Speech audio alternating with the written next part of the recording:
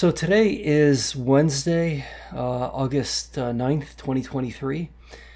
This is the Stronghold Digital Mining daily update. My name's Steven Zeiner, and I'm contemplating whether or not to talk about a documentary that I stumbled upon on Netflix yesterday.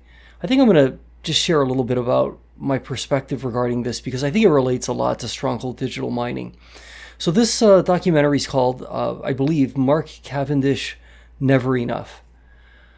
I played a sport quite competitively for a number of years, and I've always, to some degree, found myself fascinated by and deeply intrigued by how one's physical performance in an athletic endeavor, how that physical performance can be influenced by one's emotional state, one's mental disposition, and how that mind-body connection works. How can someone go from being at the very top of their sport to suddenly finding themselves actually having a lot of the people closest to them worried about their physical health and physical safety because of a concern regarding their overall emotional and mental wellness? To go from sort of like the pinnacle of success and doing really well to the pit of despair, to the point where there's actual concern about you being a danger to yourself. And to go from that low point to once again being practically at the top of your game and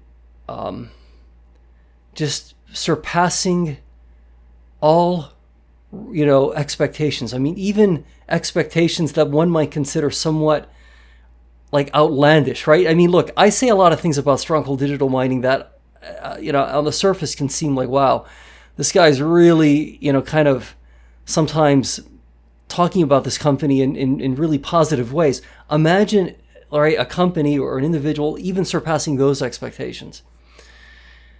Mark Cavendish, Never Enough, this documentary delves into that type of story, right, of an individual at the very top of their sport going down to the lowest possible headspace you could pretty much be in, to then rising from that and just surpassing all expectations. It's a remarkably moving documentary. It's an incredibly inspirational documentary. I'd encourage you to check it out, even if you're not a cyclist. I mean, I'm not a cyclist, right? Yes, I allude to the fact that I enjoy riding a bicycle. I'm not a cyclist. Okay, that's not the competitive sport I was involved with. I'm not a cyclist. But I think anyone can really get a lot out of the documentary. And I think that's particularly true in a parallel way for those of us who are thinking a lot about Stronghold Digital Mining and how our company's doing. And maybe right now we're kind of in that mode where, it seemed as if though when we first came public that the whole world was before us, right? We had our future, our destiny in our hands. And it seemed as if though the horizon, right, was this limitless horizon filled with, just like endless possibilities. And we now find ourselves in a somewhat chastened, right, sort of position where suddenly, we've kind of come back down to earth. Not just Stronghold Digital Mining, but really everybody, right, in the Bitcoin, publicly traded Bitcoin mining ecosystem. We've been through and continue to some degree, attempt to wade through a crypto winter that has been relentlessly challenging. That saw quite a number of companies, go into bankruptcy, and that also, saw, right, a lot of companies that individuals, people like maybe you and me, right, would have put our faith into, saying, hey, I want to have my money, say, on a certain exchange, right, or with this company or that company, and then suddenly that those companies vanish, or implode. And so it's in that context that Stronghold Digital Mining now finds itself in a very, I think, we're sort of at a point where only the true believers are left. I don't know that, there are too many people around who are here because, hey, this is a popular name in the Bitcoin mining ecosystem, or, hey, everybody's piling into this company, therefore I'm just going to do that too.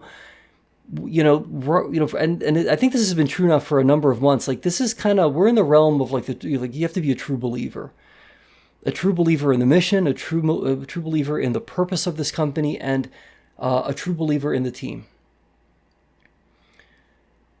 And it's a tricky balance, right? Because we want to be. It's so critical that we be sober-minded, and that as good friends to this business, right, that we sometimes have difficult conversations about things. And we've done that. It's not the hallmark of a good friend who simply allows a friend to do things that are maybe counterproductive, or that, just don't seem especially helpful. Tomorrow, we're going to find out what our so-called FOG expenses look like. Fuel, operations and maintenance, general and administrative.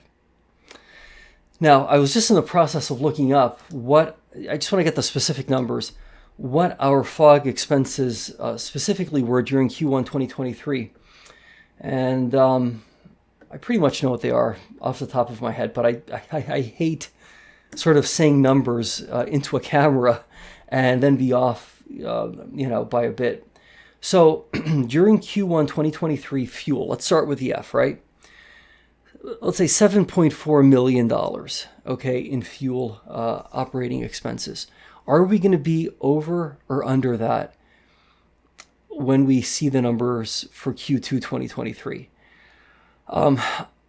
I'm speculating that we're probably going to be under 7.4 million. The reason why I'm saying that is because although it's entirely possible that we've continued to warehouse fuel at our plants, be it Scrubgrass and Panther Creek, despite not maybe having used that fuel, simply because we were toggling a bit more so insofar as importing power from the grid instead of obviously, we weren't really selling, it seems, as much electricity into the grid based on the revenue side of things. But I'm inclined to say that unless we were warehousing a lot of fuel just for future use, we might potentially be under that 7.4 number on the fuel side. As for operations and maintenance, we were at 8.4 million during Q1 2023. It wouldn't surprise me if we're over that number. And the reason why is because we did have a scheduled planned downtime at Panther Creek in late May of this year, which was pretty much right in the middle, of the quarter. So we know that these downtimes, can incur costs of, say, roughly 2 to 4 million. Hopefully we were closer to the 2 million side, but hey, we're not going to cut corners on safety. And so, right, hopefully, whatever the number came out to, it is what it is. But, hopefully the plant was in pretty good shape all in all, so that the amount of maintenance required wasn't that extensive.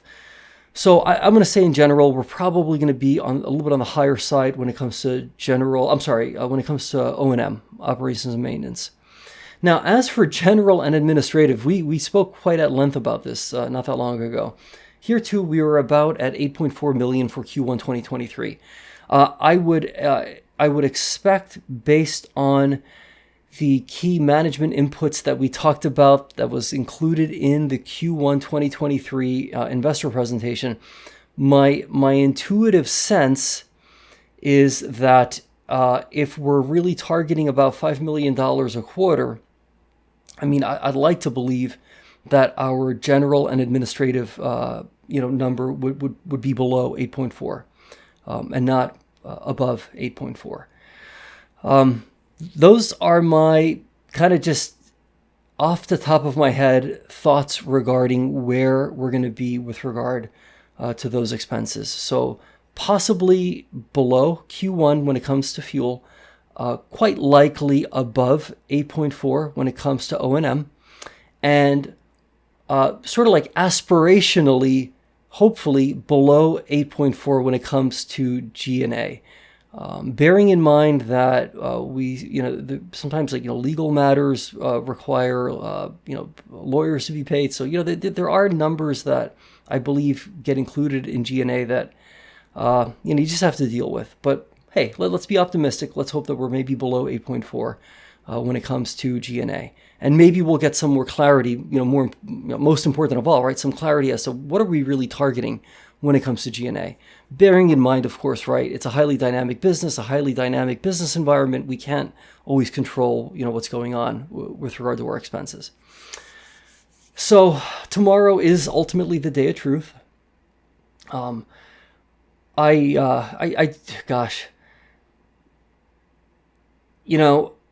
I remember reading in a book written by Ben Horowitz. I believe it's called "The Hard Thing About Hard Things." Don't quote me if that's not exactly the title, but it's pretty close. He talks about in the book how oftentimes, like the top leadership of a company, it's like there's this sense that you have to be relentlessly positive and relentlessly optimistic. And I understand that, and I get that, because I think all of us, right, we look to leadership for that, not only that steady hand of leadership, right, but also that sense of reassurance that we're on the right path, and that while the road may be challenging, we are nonetheless focused on, successfully navigating, right, the road that we're on.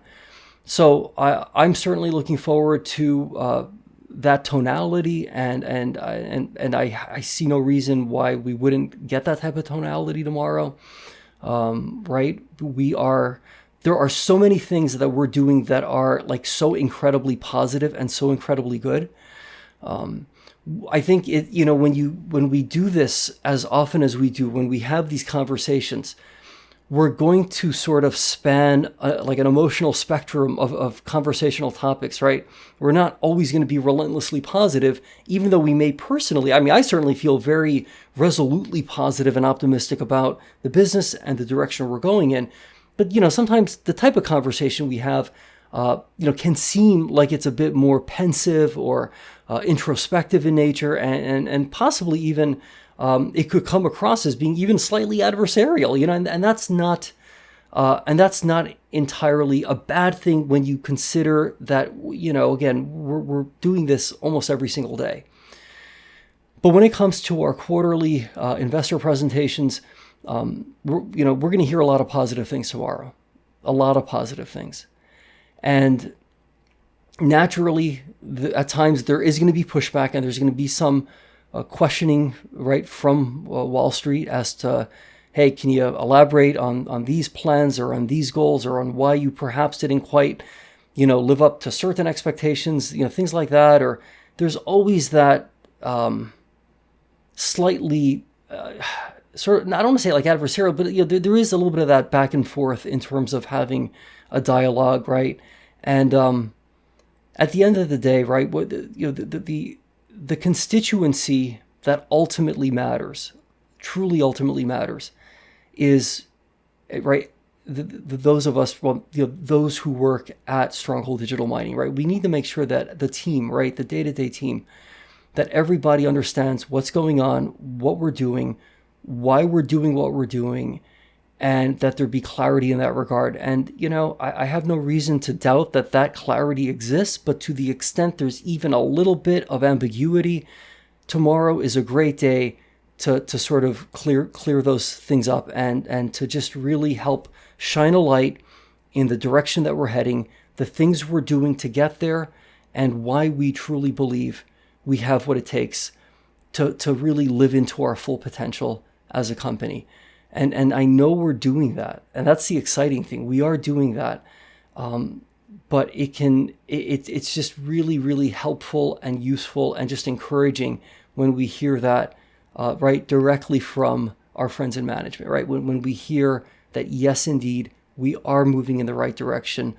And, you know, one day down the road, maybe we can look back to these past several months, these past several quarters, even maybe a quarter or two to come, as kind of like the inflection point, right? Going back to that phenomenal documentary that I saw on Netflix, right? Mark Cavendish, Never Enough, I believe, right?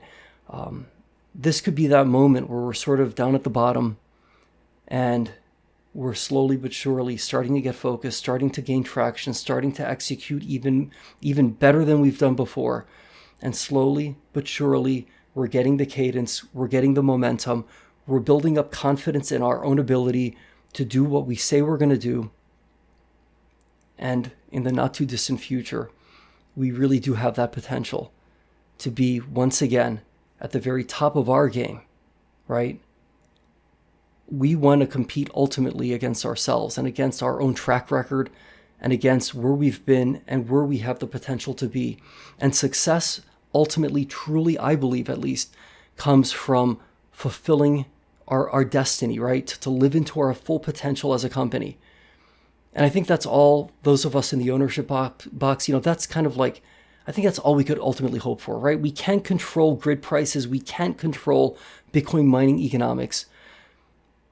But if Stronghold Digital Mining can control, which they have done, right, and will probably continue to do so, control those variables that are within the company's control, then we can truly say, you know what, we left it all out there. We did everything we could.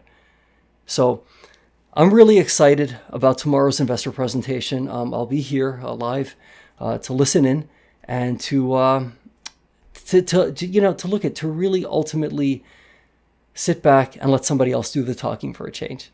Okay, let's be positive. Let's stay great. And we'll see each other again tomorrow.